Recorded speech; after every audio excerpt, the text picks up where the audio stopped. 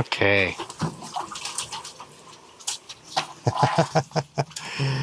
Are you in a hurry to get out here and be seen? Hey everybody, welcome back. So today, as you can see, we're going to be talking about monitor lizards. And we're going to bring out our Asian water monitor here in a minute. But since we've got Niles and Fraser, both of them closely related species, we get a lot of questions about what the actual differences are between these animals. So today, we're going to take a close-up look at what the difference is between our Nile monitor here and our Asian water monitor. So somebody is really gregarious today. He's been all over the place ever since I've come in here. And which is good because it gives us a really good opportunity to talk about what the similarities and differences are between these animals today on Intrepid Exotics. Whether you're a lifelong keeper or just getting started, help us encourage responsible keeping, conservation, and public education in the interest of keeping our reptiles safe and healthy as we protect them for future generations. You're invited to spend time with us as we experience these awesome animals together on Intrepid Exotics.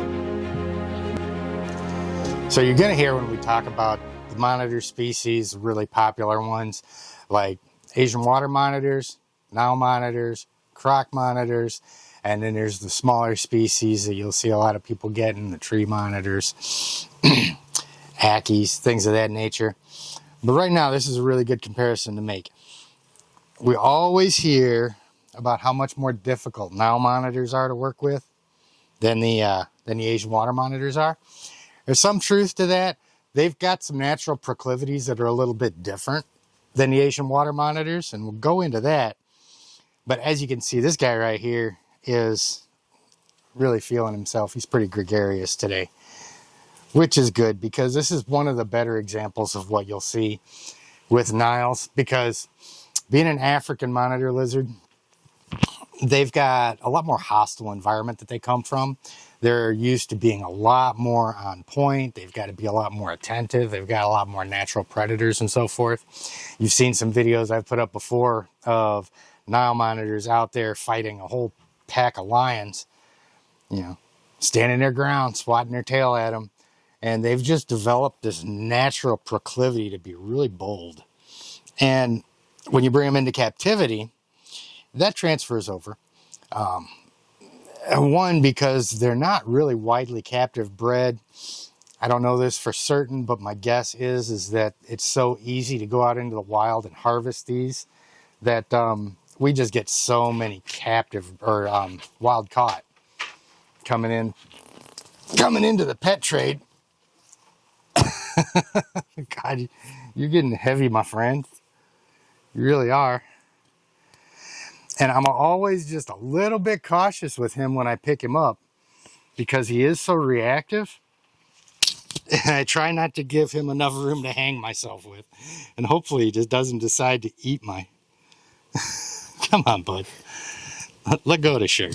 There we go. You're a good boy. God.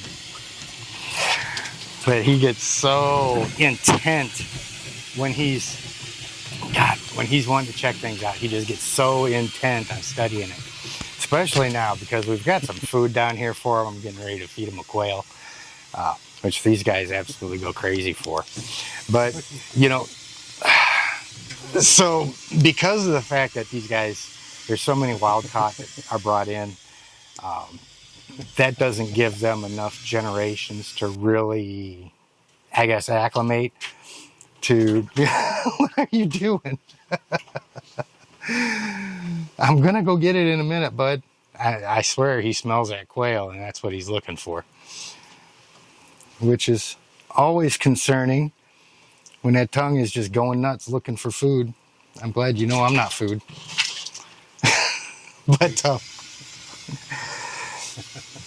But we can work with these guys. They are really intelligent. Both Niles and water monitors are really intelligent animals. And he has been a lot of fun, although he has been a challenge since I've gotten him. It takes a little while to really build that trust with these guys, especially when you've had some challenges starting off with him. He couple years back. I went and picked him up, put him on my shoulder. He decided to bite me in the neck. That's one of those experiences that was really unpleasant. And even still to this day, it's still why I'm pretty cautious, because he loves to test things with his mouth. It's not necessarily that he's being mean, but like even when I was building this door and everything in here, everything that I brought in, he had to test it. You know, he's out there chomping on the 2x4s and so forth. But these guys are comparable in size. They may get a foot or two smaller than Asian water monitors. Some Asian water monitors can get pretty hefty. You'll see some really big ones out there, whereas, you know, this is a 6-foot animal right here from tip of the nose to the tip of the tail. I expect him to put on maybe another foot, but, you know, that's going to be over an extended period of time as he really starts to mature. He's just now kind of reaching that phase where he's growing out of his adolescence and kind of calming down. He's a lot more secure, and he's a lot more confident animal these days. He doesn't feel like he has to fight everything. When he was younger, that was the thing, man. It's just at the drop of a hat. Something would put him in fight mode, and he's ready to go. Unfortunately, here lately, he's been doing pretty good, haven't you? But one thing that you'll notice about these guys, like physical characteristics, these African monitors tend to have a little bit kind of blockier heads to them. They're a little bit shorter. You'll notice that a really easy tell for Nile monitors is their nostrils are placed halfway between their snout and their eyes. So right there in the middle of their snout there is where their nostrils are at. When you're looking at an Asian water monitor, they're situated more towards the front, closer to the top.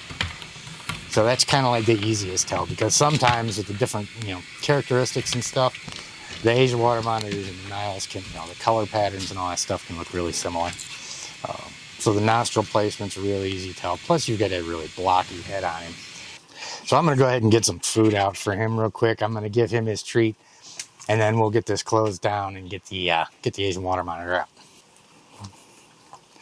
And one thing too, these quail that I give him, I'll take the, just to make it a little bit easier on him, I'll take the heads off, I'll take the wings off, and I'll take the legs all the way up at the hip joint and pull those out, because he's not always the brightest guy.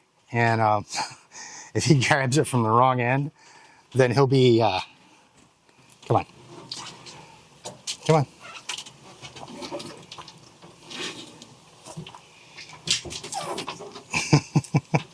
Come on, Grace.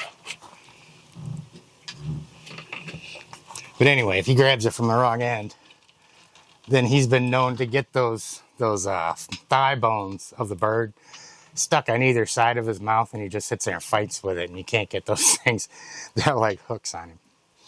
So.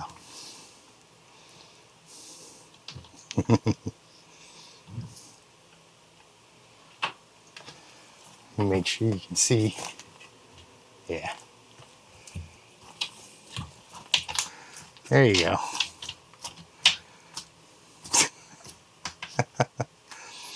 Way to get meat all over your neck, bud. Good boy. Is that a good boy? Yeah. It's a good treat for being a good boy.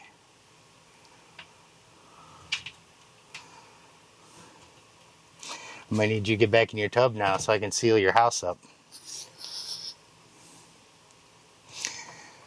But as you can see, if you work with these guys long enough and you really put in the effort and the patience, then even the Nile monitors can be pretty manageable.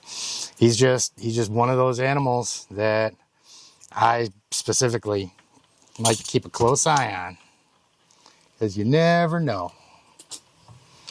He's just so reactive. And I really like that too, to a large degree. I mean, it's kind of like with horses, you know. When you're working with them, you can tell when they kind of enjoy working with people. They like the attention and the interaction and stuff. And then you'll have other ones that they just seem like they've been broken, you know, like their spirit's just completely gone. And there's nobody left there for you, bud. That's it. We're just at one. We're going to do the rest of dinner tomorrow, okay? Come on. Let's get back in your tub.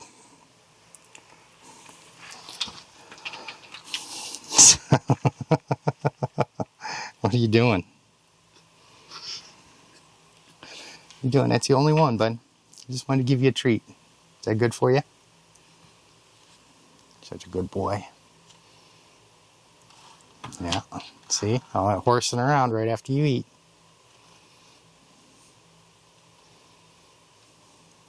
Such a good boy. Such a good boy. And it's so funny too, because I spent the longest time with him trying to get him out here to move around, get him out of his tub and whatnot. And he keeps keying in on my hands moving. Don't you? But now he's just so comfortable. Hey, easy does it, bud. I'm trying not to feel like I gotta pay attention to you every second that I'm in here. So, ain't that right? Come on, bud. Let's get you up here. There you go.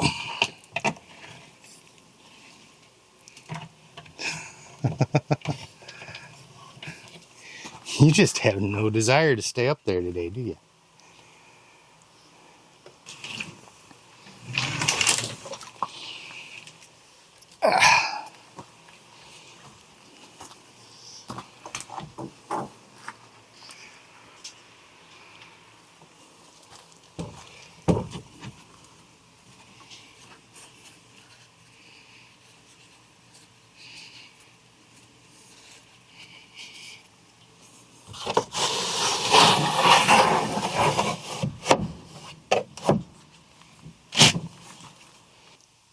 Now, just like we talked about in the last video, you know, Asian water monitors are from Asia. One of the major differences with these guys is these are considered the puppy dogs of the reptile world. And you'll hear that term used a lot as a, you know, general colloquialism regarding animals. You know, all my animals are puppy dog tame. Well, these guys are really special in that respect. You know, whereas when Niles is kind of edgy, kind of reactive and all that, these guys, and he's just enjoying being in some different water.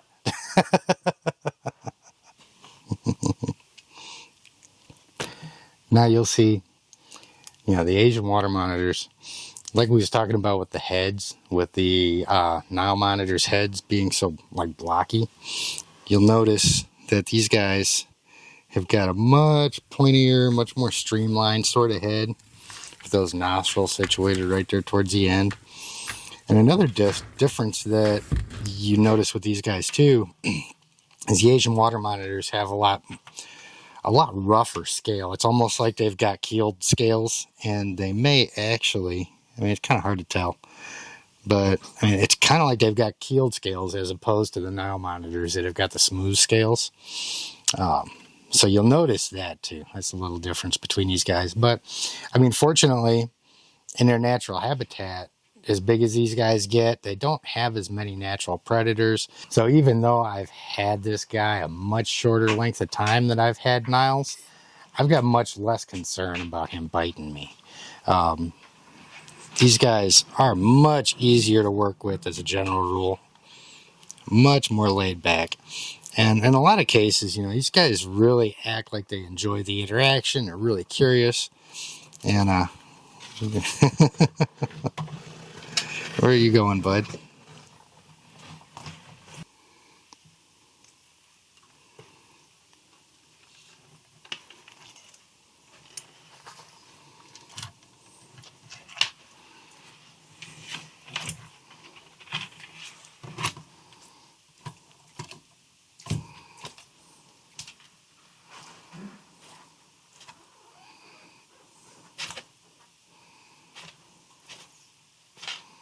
Look at you go.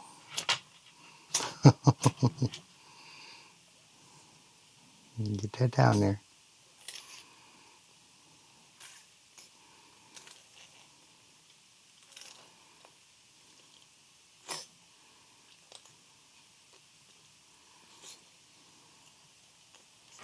So I haven't had near as much time to work with this guy as I wanted to here so far this past week, man. It's just his day job keeps me hopping. So he's still just a little bit timid, but really relaxed. Like I said, not worried about him. Now keep it in mind too, this guy's a juvenile, and I'm not sure how big he's going to get because he's one of Kevin McCurley's, and Kevin has been doing a lot of breeding, kind of breeding some of the size out of these guys to make them more manageable for folks. You know, it's not uncommon to see a 7-foot long Asian water monitor, but some of these that he's been putting out grow a little bit less, and I'm not 100% sure if this is one of those or not, but he's just the best boy. He's got the best personality, don't ya? So my recommendation is, if you guys are looking at getting a larger monitor lizard, just because they are so much fun to work with and really intelligent. If you're torn between making a decision between an Asian water monitor and a Nile monitor, my suggestion is always going with the Asian water monitor every chance you get.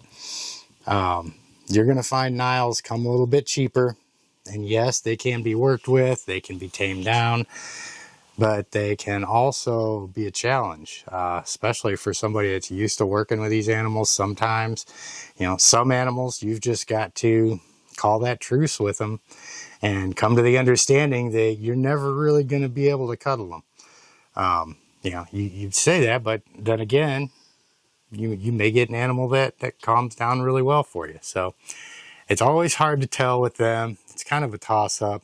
Much better off if you've got the space and you're looking for monitor lizards that are larger. Asian water monitors are the way to go. So, ain't that right, bud?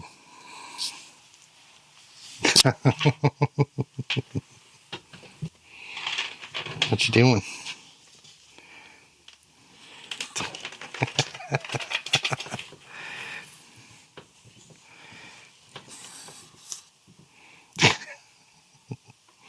What are you doing, buddy? Ooh, those claws. And you can never forget about those claws, too. Ain't that right? Them little feet of yours or something else.